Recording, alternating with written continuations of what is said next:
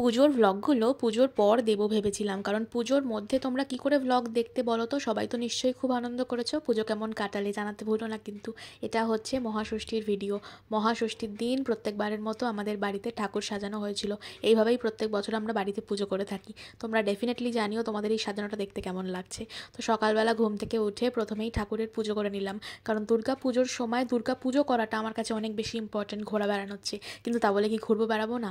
একদমই নয়, ঘুরতেও বেরিয়েছিলাম। আর এটা হচ্ছে আমার ষষ্ঠীর আউটফিট। তোমরা বলো আমাকে কেমন লাগছে। আজকে আমি পরেছিলাম একটা সাদা হ্যান্ডলুমের শাড়ি, সাথে একটা সুন্দর ব্লাউজ পরেছিলাম। কেমন লাগছে লুকটা ডেফিনেটলি জানিও। তো আমরা গেছিলাম হচ্ছে সিনেমা দেখতে। আমরা গেছিলাম রঘু ডাকাত দেখতে, আমি আর আমার বন্ধু। আমরা পুজোর সময় বরাবর দেবের সিনেমা দেখি। এটা আমাদের একটা মানে নিজস্ব একটা জায়গা বলতে পারো, নিজস্ব একটা পছন্দ বলতে পারো। আর মজা করেই আমরা এই জিনিসটা করে থাকি যে আমরা পুজোর সময় একটা করে দেবের সিনেমা দেখি। তো এই যে আমি আর আমার বন্ধু, আমাদের দুজনকে কিন্তু বেশ সুন্দর লাগছে বলে আমার মনে হয়, কি বলো?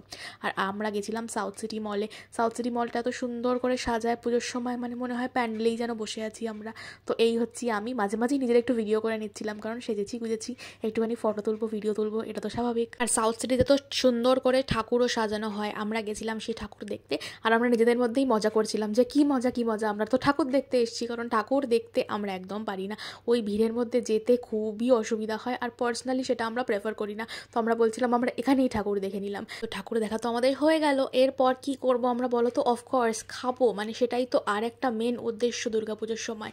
আমরা চলে গেছিলাম মেনল্যান্ড চায়না, আর এখানে চলছিল ওদের স্পেশাল শারদীয়া বুফে। মানে ওদের বুফে খেতে আমার বরাবর ভাল লাগে, আর শারদীয়ার স্পেশাল বুফে তো আরও ভালো হয়, কারণ ওই সময় অনেক বেশি ভালো আইটেমস থাকে, অনেক ভালো ডিশেস থাকে।